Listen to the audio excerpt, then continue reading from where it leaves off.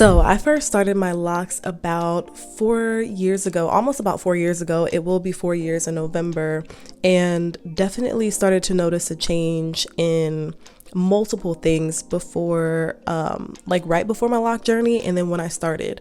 I think mostly when you decide that you're going to lock your hair, to a lot of people, it may not be anything more than a hairstyle, which is totally okay and totally fine. This is not for everyone, and I feel like this video probably isn't for everyone because everybody can't relate to it. But for the people who do, you've probably realized that your hair can be a connection to how you're feeling in the moment, things that are going on in your life, and your emotions and how you feel can reflect things that are happening physically in the body.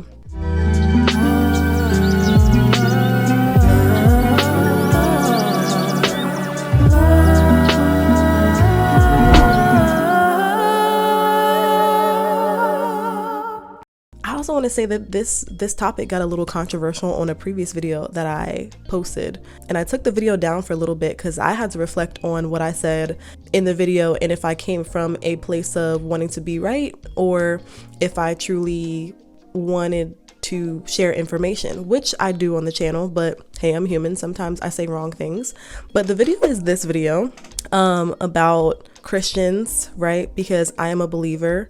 I do read God's word. I do read the Bible, and some things that I say in videos are not exactly religious, like, because I'm not religious and I can't really make myself into a religious person because I feel like religion really leads people astray from God. It really does. And I believe that religion has really tainted the image of how we feel like we're supposed to be following Christ if you are a Christ follower, because there's a lot of humans that have taught things that they think is right but ain't really right. So first of all, I had a couple comments. I'm just gonna preface a little bit of them, that this is idolatry, that you can't assign inanimate objects things like spiritual references or things like that, because then basically demonic happenings will occur inside the inanimate object. And if it's your hair, I think, somebody's envisioning something like that that movie Bad Hair, where her hair was literally like killing people. But I do want to say that I think sometimes when other people teach you things and get inside your head, it makes you forget like the fundamental life experiences that you've had that show that we're more connected to our bodies and more in tune with nature than what we know or what we've been taught. Because everything in the world is trying to teach us to disconnect from nature and disconnect from our body. We are a spiritual being having a human experience at the end of the day, and the tools that we have, such as nature, such as the trees, such as literally breathing, being more aware of your breath work, moving your body, right? Sometimes we're so disconnected from those things that we forget fundamental natural life things that we know from the time we're a child that nobody has to tell us or convince us of, that we forget. So I'll start by saying this. When I was like really young, I was about 15 years old. I had my first relationship, and for lack of better terms, I was in love. Like, I was in love with that. I can't even call him a man because he was a boy, right? We were in school not in school. We actually went to the same church together, and we had a good relationship. It was my first relationship ever, and he was my first love. And I think we went together. We would go on little dates to mini golf, and wherever we went to, the arcade, laser tag, we would hang out together on the weekends. And I think we texted each other like every other day. Now looking back, what type of relationship you text each other every other day, or you on the phone every other day? Not even every day, right? But that was us. We went to different schools. I was 15 at the time, going on 16. I think this whole thing was about 10 months, 9 or 10 months, I was in this relationship. And at the end of it, I could tell that he was becoming less interested in me. And my little heart was like, I can't take it anymore. Just let me know if you don't like me anymore, if you hate me, if you think I'm ugly. Throughout the end of the relationship, he actually did break up with me and told me, like, you know, he thinks we should go our separate ways. And I could tell he didn't want to hurt my feelings, right? But I remember that day to this day. And I cried. Like, I cried so much. I think that was the first time that my parents probably ever saw me bawl out crying. And I was probably a little bit depressed, maybe for a couple days to like a week. Because that was, I would say, my first heartbreak, and it definitely was a heartbreak. But looking back, I probably wasn't in love. I just was kind of like infatuated, because that was my first experience being in an actual relationship long term that was kind of semi-serious. During that time, a couple of weeks after that breakup, I told my mom that I wanted to cut my hair. And I had never cut my hair ever. From the time that I was maybe 10 years old, maybe 9 or 10, I started to do my hair. And I remember I started going natural when I started doing my own hair, because my mom would put a relaxer in my hair when she was doing it when I was younger than 10. But ever since I was 10, I told my mom I want to do my hair. And when I became 10 or 11, that's when I myself started going on YouTube, watching YouTube videos, watching, y'all know the Glam Twins 336. I was watching them for natural curly hair care. And I'll show some pictures on the screen of my natural curly hair wearing it out. So I had done so many things with my hair when I was in high school up until that time. I had done so many braid outs, wash and goes, twist outs. I would do my own braids, my Senegalese twist, Marley twist, faux locks. I loved to do hairstyles with my hair. And so when I went and told my mom that I wanted to cut off my hair, she looked at me so seriously and was like, are you joking? You want to cut off your hair? And I was like, yeah, I want to change. And my mom looked at me like, okay, once you do this, you're not going back. Now, she never told me that, oh, hair is just hair, but that's how I went about it. And yes, you can say hair is just hair, because to most people, hair is just hair.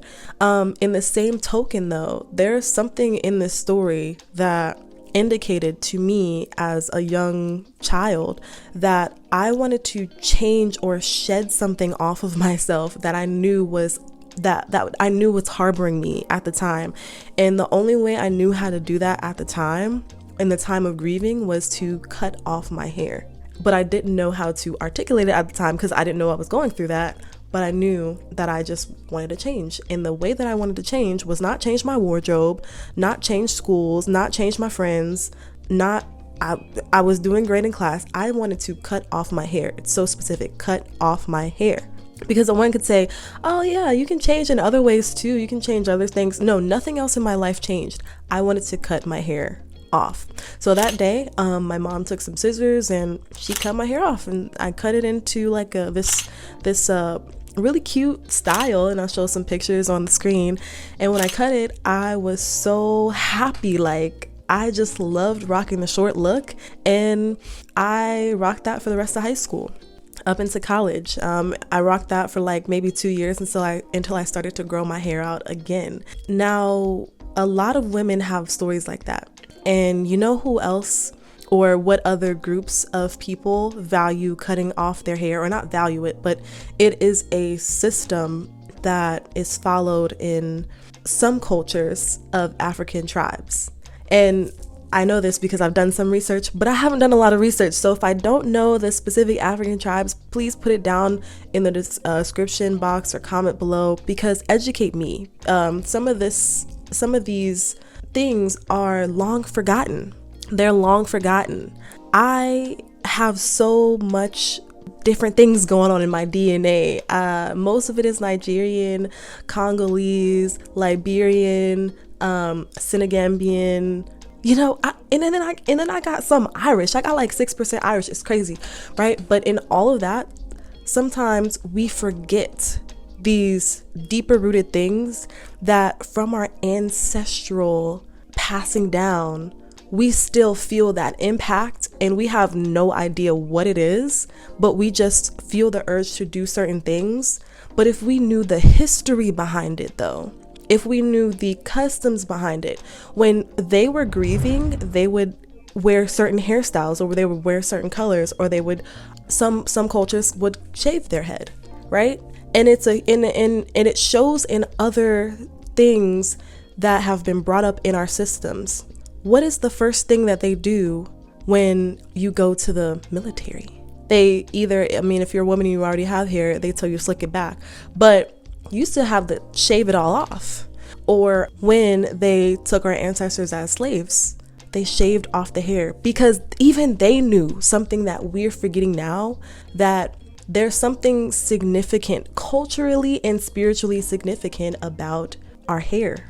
And this isn't something that we've had to be told about. I didn't have to tell, no one told me that my hair was significant at 15 years old. I had no idea. And that's just the beginning of the talk about locks and spirituality, right? But if you want to learn a little bit more about one of the first videos that I made about this, you can click this video right here about Afro textured hair and spirituality, and I explained kind of like, that was my first video about it, right? But I also want to shed light on something. Music carries energy. Music makes you feel good. When you're feeling good inside of your body, and when you're at your natural, most happy, most cool, calm, and collected state, your blood pressure levels, your heart rate levels, everything's healthy. You feel it, right? Because music feels good, and music can allow you to lower your blood pressure, lower your heart rate, get your levels even.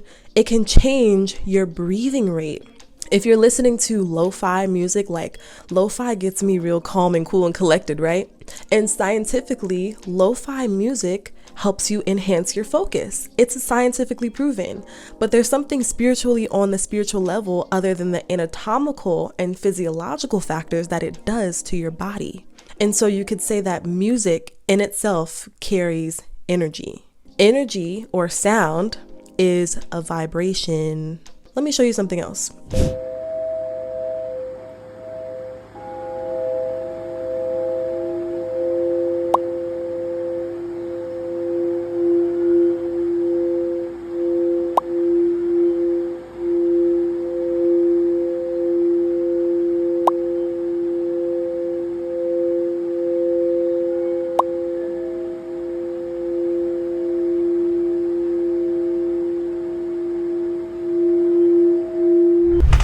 All right, this is a Tibetan singing bowl.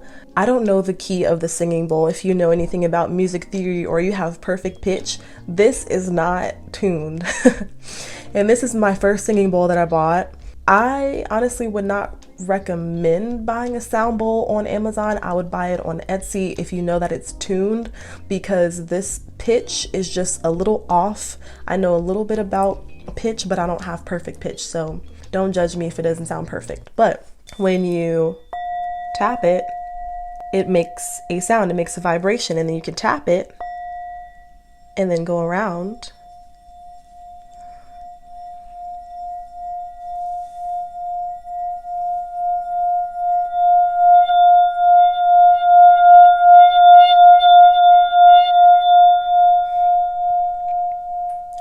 And it actually gets pretty loud, right? I have other crystal singing bowls that are a little bit bigger and they make larger sound, but this is just to show you that this physical object can carry sound, which is vibration, which is energy. What do they say about good vibrations? We vibrate, right, at a frequency, and to say the least amount of words but the most amount of information. Inanimate objects can carry energy. It's not that you're saying because this sound bowl carries energy that there's some type of entity or spirit inside the singing bowl that's just, right? I can say that music carries energy without having to put all these clauses behind it. Like, yeah, it carries energy, but it's not some type of evil entity or energy or evil beat. Now, there are a lot of music artists that who are who make it very obvious that who they serve and what they serve and the money, the cars and the clothes and the physical things, right? But in general, it's not the inanimate object that if it carries energy, it's some type of idol worship. There are inanimate objects that we attribute the facilitation of nature through that object, which does not correlate to worshiping that object or putting that object in the place of God. It does not correlate. Now, I'm gonna hold my mic again because I enjoy holding my mic. Now, do some people worship idols? Yes. There are things that people worship every single day that you don't even realize is an idol. People worship their job. They spend more time at their job, or they spend more time on their phone answering emails because they feel like they have to get to that email today, instead of hanging out with their family. People worship their cars. They spend all the time in the world wiping down and cleaning and buffing their car and getting the most expensive car wash and detailing all the time. And you better not eat in my car, or you better not step foot in my car with some dirty shoes on, because you're gonna get slapped, right? There are some people who literally are like that with their car. They worship their car. Their car is the most important thing to them in their life. And that we all have things that we put above God. And God is supposed to be the most high. However, to say that me saying that my hair carries energy, and because my hair carries energy, it is a spiritual journey for me to lock my hair, and it has been for almost 4 years. To say that that's either blasphemous or it's idolatry, I don't resonate with. And I wanted to share this video because I know there's some people that are going to be like, it still doesn't resonate with me. I don't see it as anything spiritual, which is all right and totally good, because I never saw it as anything spiritual either. However, I was participating in spiritual activities like cutting my hair off ceremoniously, honestly, after a breakup, when I didn't even know what that was. So it's not even that you're not involving yourself in the spiritual practice of being in tune with your body. You could be practicing things that you don't know you're practicing, right? And to me, it's not even practicing like some type of ritual or something like that. It's just engaging in things that feel good to you, because that's what spiritually God wants for us. An abundant life, to feel good, to shed off old negative energy that doesn't serve you. And if you ever feel like you need to cut your hair, because at the end of the day, hair is just hair, and yes, it does carry energy, but if you have to cut it off for all means or by all means or whatever, cut it off. It can grow back, and some people don't have the luxury of having hair, right? For multiple different reasons, an autoimmune disease or cancer. That doesn't mean that they're any less spiritual. That doesn't necessarily indicate that, right? So take what I say with a grain of salt. I'm inhuman, and sometimes I give dishonest information. But, before this video, I prayed to God and said, God, let me get whatever you want me to get across. And if it offends people, maybe that's what it's meant to do. But it reaches more people than it offends. So thank you all for watching. And also, if you like to get my guided meditation for people who are burnt out and overgiving and pouring out to everyone else instead of yourself, and you need to pour back into yourself, then you can download my free guided meditation in the comment section, in the pinned comment below. And also, if you like to see the products that I like to use on my locks, then you can look in the description box and find that out. And if you like this video, then I recommend watching this video right here. Thanks so much for watching, and I'll see you in the next one. Until then, I'm sending peace your way, love your way, and joy to you, your family, and your friends. All right, y'all. Peace.